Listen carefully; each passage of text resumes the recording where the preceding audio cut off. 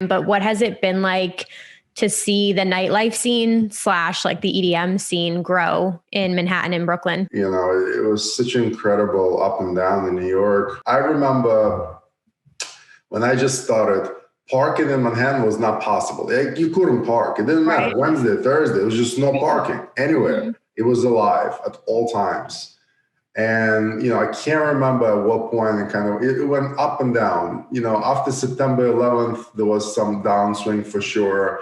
Right. But then suddenly by like 2004, 2005, all the smaller clubs opened up. And there were blocks in Chelsea where there were like 6-7 venues on the same block, where Twilight used to be, where Original Sound Factory used to be. That became Spirit, but the Bungle 8 was across and Kane was there. And then Crowbar built on top of Twyla's garage. It was all on the same block, and there was more.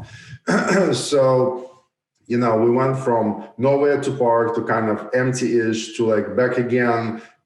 People walking around with sandwich boards promoting parties, like Manhattan was again buzzing, to then again completely dead.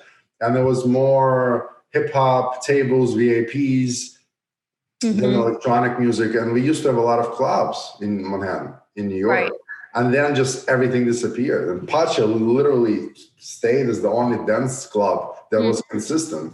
The Brooklyn scene then kind of kicked off. And there was always a Brooklyn scene, but I think when Nicholas Matar went and opened Output, and then Jen and those guys opened, I forget what it's called now, across the street, that kind of boosted the Brooklyn scene. But the scene in New York, for that music, for house, it wasn't big. Like you couldn't have an Output, then their club, and then another 3-4 parties. There wasn't enough people in New York to sell them, which is crazy now. Yeah. And then, you know, the EDM boom came, and Electric Zoo was doing great. You know, the festival was doing great. EDC came to New York, but even then, the clubs themselves, it was never like, today's Friday and there's 4 big shows in New York. No, it was like one show, you know? Right.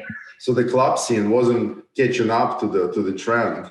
And then Billy from Brooklyn Rush came. And I think If You Build It, They Will Come is real. And I told him this since the beginning. I'm like, dude, this is gonna change New York club scene. Yep. Just because we need a venue. And that's exactly what happened. Right. And we were able to come in as main event and produce so many shows there in the past 18 months before pandemic that I don't know if we've ever produced so many shows as made in that period of time. And that was because people just wanted to go. Like this music, it was just, you know, coming up, and the house music and EDM kind of became different EDM. It was a better sound.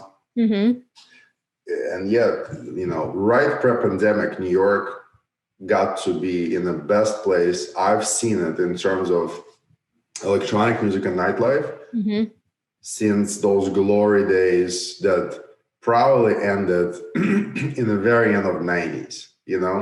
Right, yep.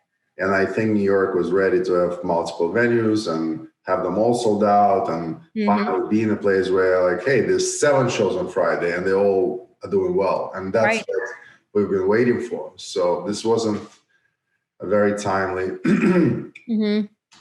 And, you know, it's been sad to watch some people not only obviously lose their loved ones, but also are not able to stay in this industry anymore because of the lack of jobs and everything.